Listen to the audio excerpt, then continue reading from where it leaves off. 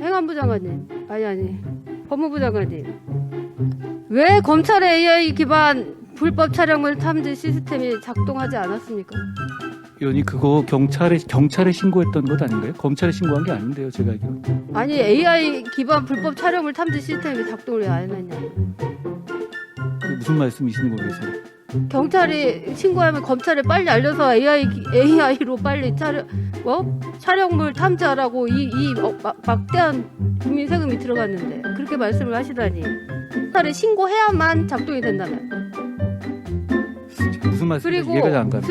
무슨 말인지 뭐가 모릅니까? 아이고 정말. 의원님 아까 말씀하신 취지 봤는데요. 이게 제가 설명할 기회를 주시겠습니까? 아이 지금 다음 질의를 계속 해야 됩니다. 한 명이 지금 담당 수사관의 한 국민을 위해서 일을 해야 되는 자리예요. 검찰이란 조직을 위해서 일하는 자리가. 네. 답변을 다시 드릴까요? 하시라고요. 네, 잘 새기겠습니다. 뭐라고요? 잘 새기겠습니다. 비꼬는 겁니까? 제가 잘 새겨 듣겠다고 왜 말씀드렸습니다. 그러냐고요? 제 질문이 웃깁니까? 네. 왜요? 왜요? 행안부 장관님, 아니, 법무부 장관님, 한동훈 장관님, 예. 그 론스타 사건에 대해서 좀 중재 판정에 대해서 질의 좀 드리겠습니다. 예. 이게 지금 대한변협에서도 대한변호사협회에서도 이 사건의 이 중재 판정에 대해서 굉장한 우려를 표했습니다. 엉성한 대응으로 애초 론스타가 산업자본으로서 외환은행 인수 자격이 없었다. 따라서 외환은행 인수가 원천 무효에 해당한다. 그래서 본건 중재 신청을 제기할 자격이 없다. 그런데 이런 법률적 쟁점을 이 중재 판정에서 제기하지 않았다. 지금 법무부에서는 취소 사유를 주장하겠다. 근데 익시드의 취소 사유는 지극히 형식적이고 절차적인 사유에 한정이 되어 있습니다.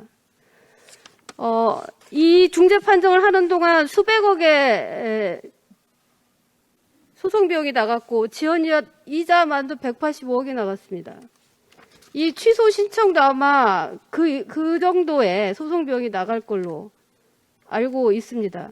애초에 론스타가 산업자본이니까 외환은행을 인수하면 안 되는 거였는데 금융당국의 감독이 실패를 한 거였던 거죠. 애초부터. 근데 그것마저도 중재 판정에서 주장을 하지 않았다.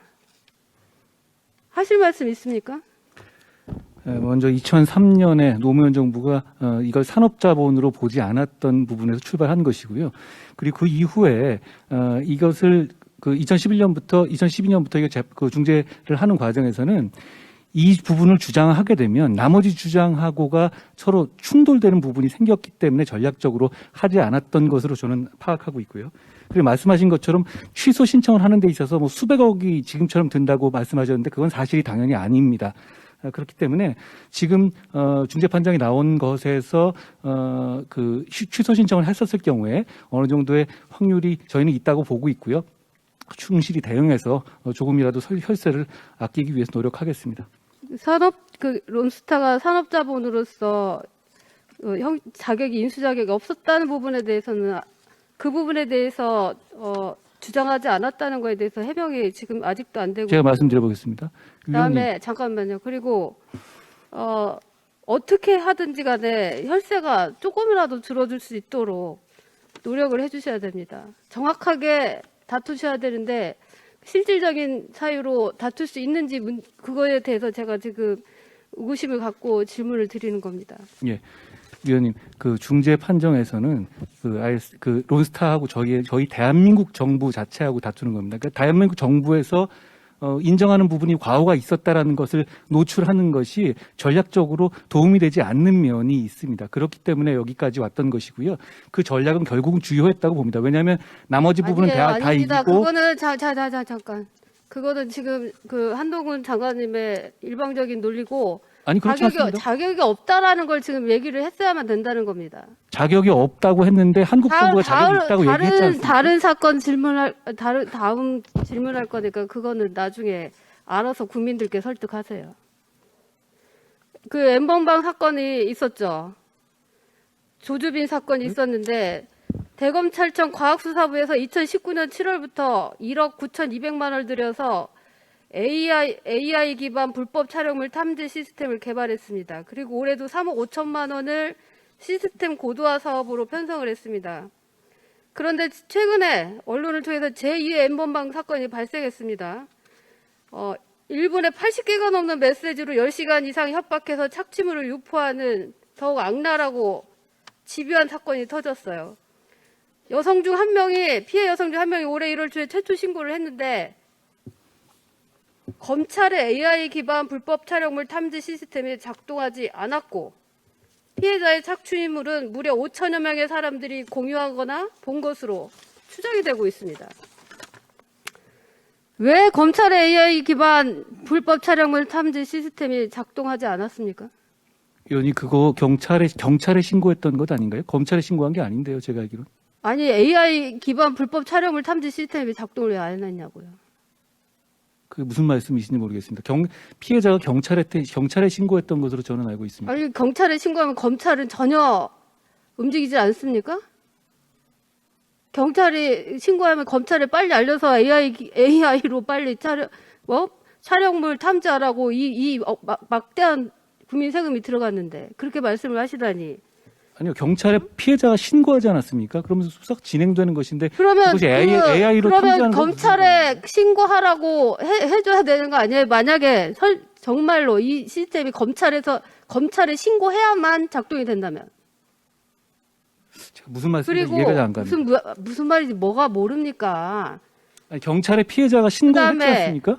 그 국민들께 그렇게 말씀하세요.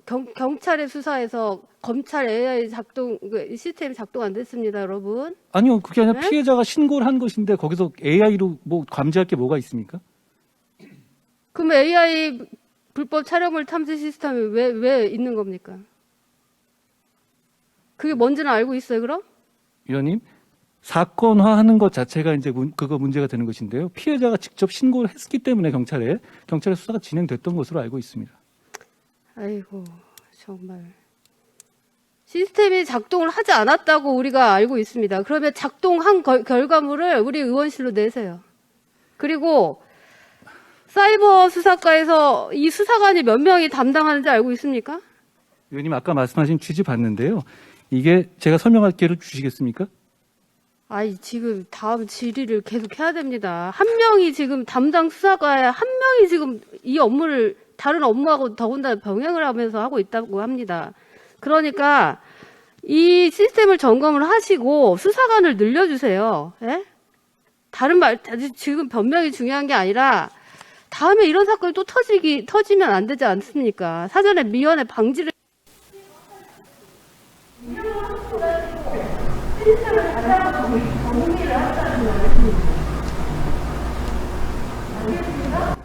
예, 알겠습니다.